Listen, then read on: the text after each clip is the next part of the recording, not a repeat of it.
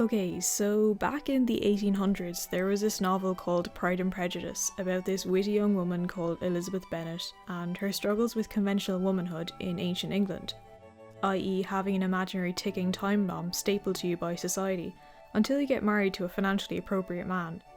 Even in 2020, Elizabeth's struggle against these expectations is relevant. While women can easily live independent lives in some societies, a lot of us still struggle with issues like breaking glass walls, sexual harassment, and learning how to eat several pints of ice cream without feeling guilty about it. Hence the relevance of Bridget Jones, our beloved modern-day Elizabeth Bennet. The first instalment of the Bridget Jones book and then film series chronicles the 30-something protagonist and her struggles to find a fulfilling job and relationship in the midst of the remarkably sexist society of middle-class England in the late 90s.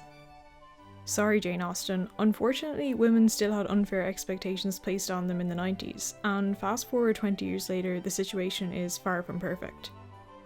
In the 90s, Bridget is exposed to different and similar sexist struggles. She grapples with being groped by men in her workplace, hating her body because it doesn't look like a stick insect, and feeling like she needs a man to feel complete and avoid dying a dreaded spinster. Sound familiar, anyone? If someone has ever looked down your shirt instead of at your face, you can relate to Bridget Jones. If someone has ever felt the need to explain things to you because of your gender, or talked over you in a conversation, you can relate to Bridget Jones. If you've ever been valued on the basis of your skirt length, guess what? You can relate to Bridget Jones. If you've ever learned about feminism and still worried about your weird looking face or hair, you can relate to Bridget Jones. This latter trait is what makes Bridget's character particularly valuable. She isn't the perfect feminist.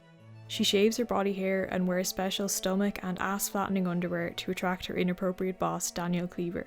She initially fails to ignore the pressure placed on her by family and society to find a man and feels like she needs a relationship to feel complete.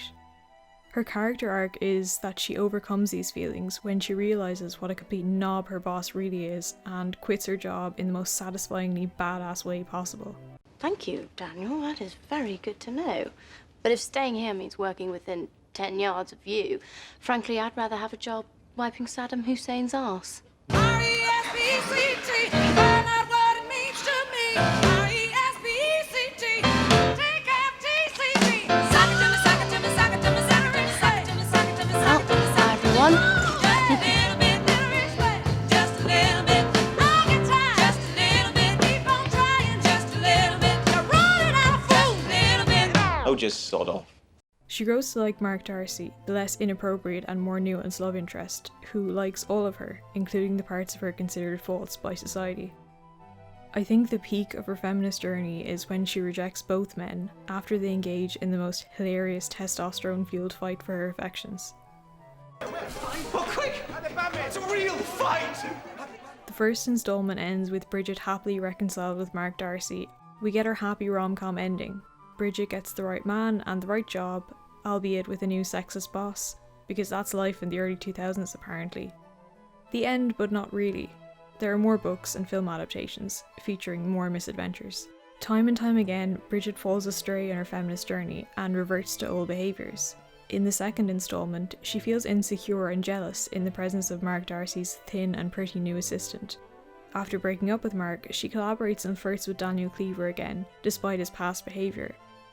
Bridget is a faulty human being, like the rest of us. She does her best to be better, but in the midst of an incredibly unhelpful society, she often fails.